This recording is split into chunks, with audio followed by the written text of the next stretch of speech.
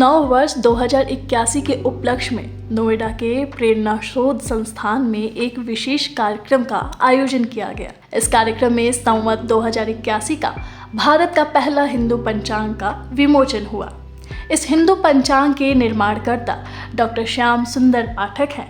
कार्यक्रम में मुख्य अतिथि के तौर पर कृपा शंकर प्रचार प्रमुख और अशोक श्रीवास्तव के साथ बहुत से लोग उपस्थित रहे। कार्यक्रम की शुरुआत विशेष ध्यान और उत्साह के साथ हुई। सभी उपस्थित लोगों ने कैलेंडर के विशेष विशेषताओं की चर्चा की। इस कार्यक्रम में बताया गया कि कैलेंडर हमारे जीवन का एक महत्वपूर्ण हिस्सा होता है, जो हमें वर्ष में घटनाओं की निरंतरता और समय के प्रबंधन की जरूरत बताता है। कैलेंडर के विमोचन कार्यक्रम में बताया गया कि कैसे समय की शुरुआत के साथ ही नई उम्मीदों और आकांक्षाओं की शुरुआत होती है। ये एक पुरानी कहानी की नई पृष्ठभूमि होती है, जो हमें अपने भविष्य के लिए नए संकल्प और मिशन बनाने के लिए प्रेरित करता है। वहीं कैलेंडर के निर्माणकर्ता डॉक्टर श्याम सुंदर पाठक ने इस कैलेंडर के बारे में बताते हुए कहा, आज भारत के पहले सनातन कैलेंडर का विमोचन किया गया है। इसका उद्देश्य ये है कि आज के समय में हमारी युवा पीढ़ी सनातन से दूर हो गई है। हिंदी महीनों के नाम तक नहीं पता होते। इसकी जानकारी देने के लिए इस कैलेंडर का निर्माण किया गया है। जो सनातन संस्कृति के जो 12 महीने हैं, चैत्र वैशाख, जरा उनके नाम बता दीजिए। उनको नहीं पता है। सिर्फ उनको 12 महीने याद हो जाएं, इसलिए मैंने इतनी मेहनत की, इतनी कवायद की, जो आपके हाथ में आने वाली है। सोचिए, भगवान राम को नायक महानायक बनाने वाले भी कोई हैं तो गोस्वामी तुलसीदास हैं। और इसमें कहने में कोई संकोच नहीं है कि आज हम सनातन संस्कृति का पालन करते हैं। आप आज यहाँ बैठे हैं तो इसमें गोस्वामी तुलसीदास जी का सबसे बड़ा योगदान। एक अंग्रेजी की कहावत है कि not gold but only can make the strength of country.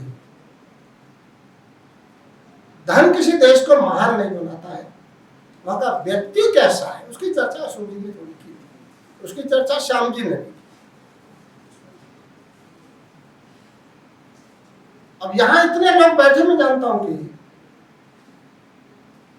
अंधकार को मध्यकारो, अच्छा एक दीप जलाओ। तो श्याम जी इतना ही कर रहे हैं और आप में से जितने लोग बैठे हैं वो सब कर रहे हैं। नहीं तो मधु जी यहाँ क्यों आती मेरठ से? मेरठ की महापौर रही हैं, एकदम युवा महापौर हुई, और अच्छी बात है कि अपनी बेटी को लेकर आए हैं।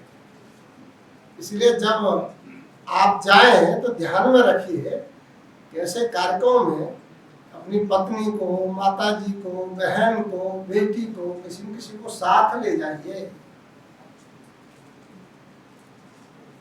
दीप जलता है। इस कैलेंडर में न केवल काल गणना का उल्लेख है, बल्कि गीता के श्लोक और श्री रामचरितमानस के चौपाइयों का भी इस कैलेंडर में विशेष वर्णन किया गया है, ताकि हमारी युवा पीढ़ी को इसकी पूरी जानकारी हो। मेरे साथ इस समय श्याम सुंदर पाठक जी मौजूद हैं, जिन्होंने आज अपने कैलेंडर का विमोचन किया है। तो आइए कैलेंडर के बारे में उनसे ज़्यादा जानते हैं। हेलो सर, कैलेंडर के बारे में बताइए, क्या उद्देश्य था, क्यों इस समय विमोचन? इस कैलेंडर के बनाने का पीछे एक बहुत छोटा सा उद्देश्य था कि आज जो हमारी पीढ़ी है उसको हमारे हिंदी महीनों के नाम भी नहीं पता है। चैत्र वैशाख आषाढ़ के बारे में आज हमारी जो युवा पीढ़ी है बिल्कुल भी नहीं जानती है। तो इसके पीछे उद्देश्य तो यही था कि चलिए आजकल की पीढ़ी को हम आधुनिक जो हमारी प्राचीन काल गणना उससे अवगत कराऊं। लेकिन जब इसका निर्माण होता गया, सृजन होता गया, तो उसमें नई नई चीज़ें जुड़ती गई और उसका आज जो ये नया कलेवर बनकर आया है उसके लिए मैं माँ शारदा को कोटि कोटि धन्यवाद देता हूँ। उन्हीं की कृपा से इस पंचांग का निर्माण हुआ है। तो उसके पीछे का बेसिक उद्देश्य है कि आधुनिक पीढ़ी को पंचांग के बारे में हम लोग आसानी से बता सकें। और सिर्फ पंचांग कालगणना के का ही उद्देश्य नहीं है, इसके साथ साथ श्री रामचरितमानस और गीता के श्लोकों का भी इसमें वर्णन है। तो इसके माध्यम से जो हमारी युवा पीढ़ी के बच्चे हैं वो रामचरितमानस और गीता से जुड़ सके। समारोह के अंत में सभी ने कैलेंडर के बारे में चर्चा करते हुए इसके विशेष महत्व को बताया। साथ ही कैलेंडर के विमोचन का ये कार्यक्रम उनके लिए एक यादगार और प्रेरणादायक अनुभव रहा, जिससे उन्हें सांस्कृतिक विरासत का महत्व और सनातन के प्रति जागरूकता लाने में मददगार साबित हुई।